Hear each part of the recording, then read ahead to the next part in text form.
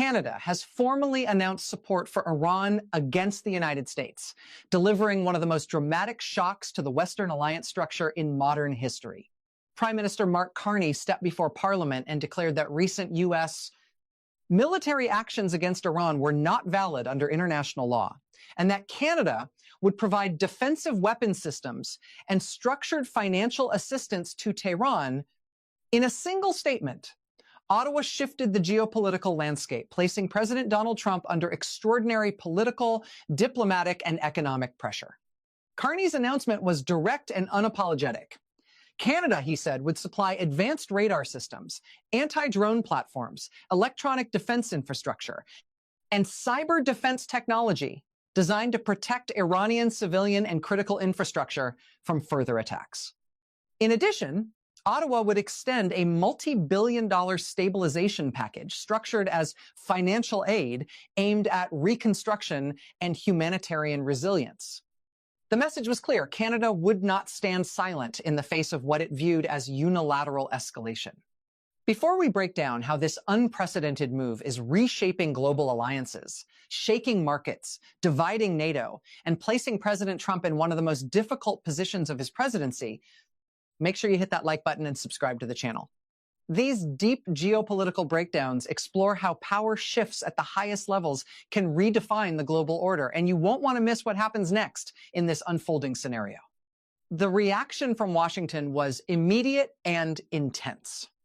President Trump addressed the nation within hours, describing Canada's move as a serious and deeply disappointing action from a country that has long been one of our closest partners.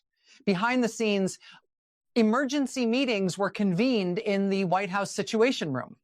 Defense officials, intelligence chiefs, and senior economic advisors gathered to evaluate the implications of a NATO ally openly supporting a state engaged in direct confrontation with the United States.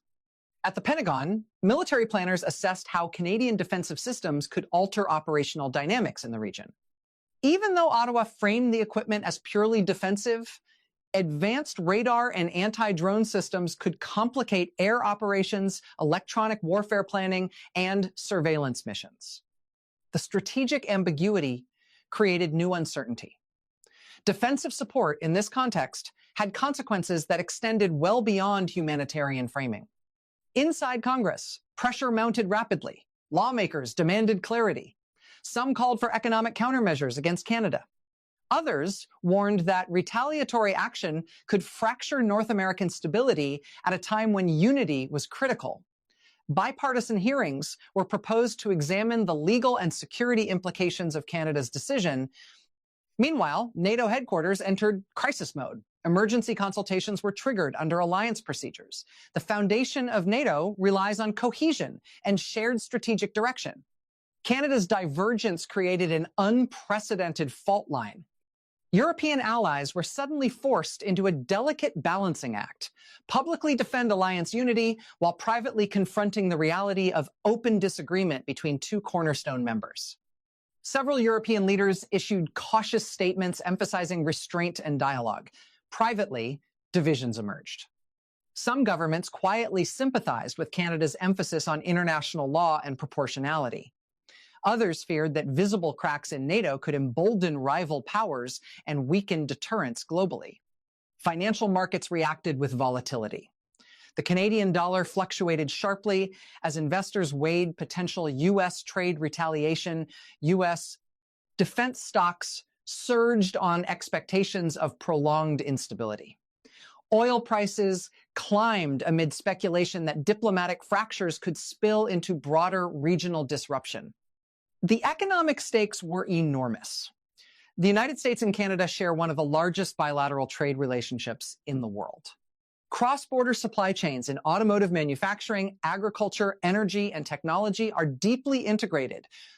Any escalation into trade retaliation risked significant economic fallout on both sides of the border. Trump now faced a multidimensional crisis.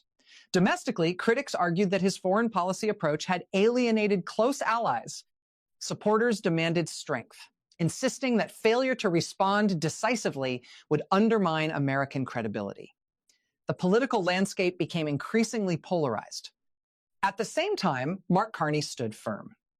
In a follow-up address, he emphasized that Canada's support was not ideological alignment with Iran, but a principled stance against unilateral escalation. He framed the move as a stabilizing action designed to deter further expansion of conflict. Defensive support, he reiterated, is not aggression. In Tehran, officials welcomed the development as a diplomatic breakthrough. The announcement was portrayed as evidence that Western unity against Iran was weakening. Iranian leadership emphasized the defensive nature of the systems, positioning the support as validation of their narrative that external aggression required international pushback. Energy markets continued to fluctuate as analysts attempted to forecast second-order effects. If Washington imposed economic penalties on Ottawa, energy flows across North America could be disrupted. If tensions escalated within NATO, investor confidence could deteriorate across global markets. Within NATO's military command structure, operational coordination faced new sensitivities. Joint exercises, intelligence sharing protocols, and strategic planning discussions required recalibration. While no formal rupture occurred, the psychological shift was undeniable. Trust had been strained. The White House weighed several response options: economic tariffs on select Canadian goods, targeted restrictions on defense cooperation, diplomatic engagement to de-escalate rhetoric. Each option carried risks. A forceful response might restore deterrence optics but damage economic stability. A restrained response might preserve trade flows but appear weak.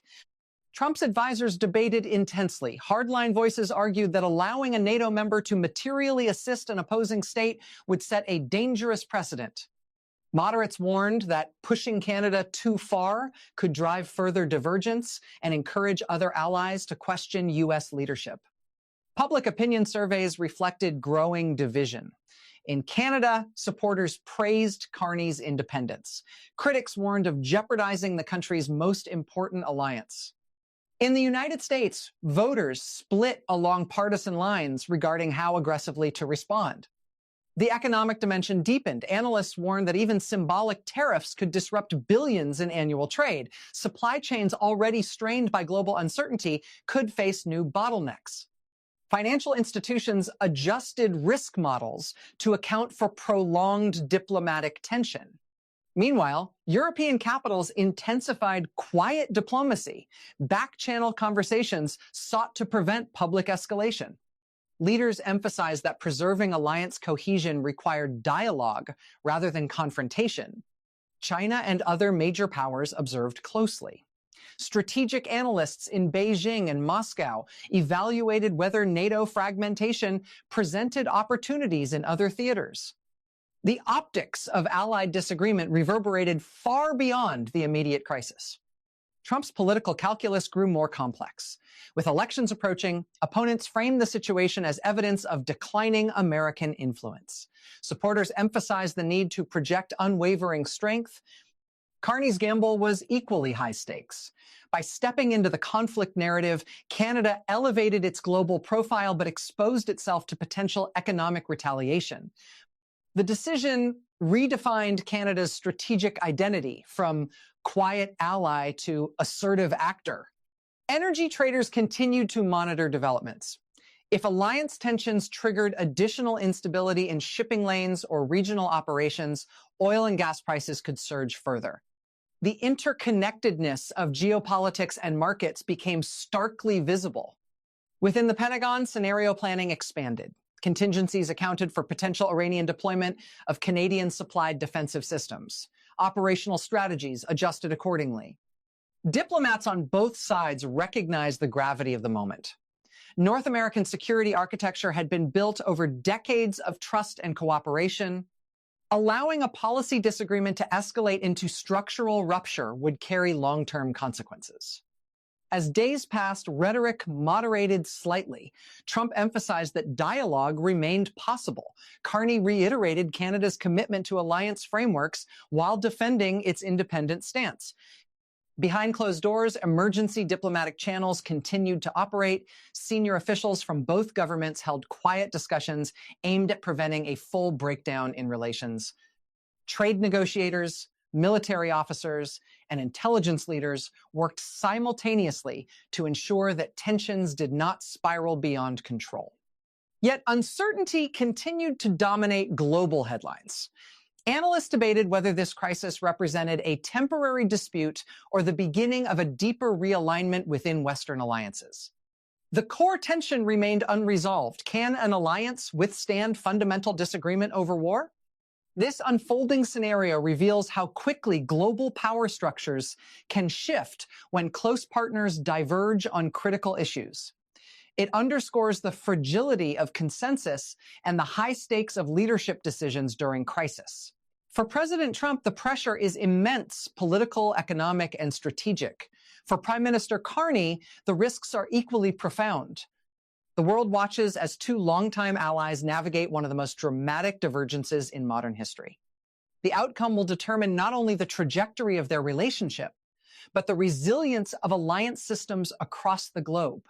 Stay tuned for further deep geopolitical analysis, and don't forget to like, comment, and subscribe to follow every major shift in global power dynamics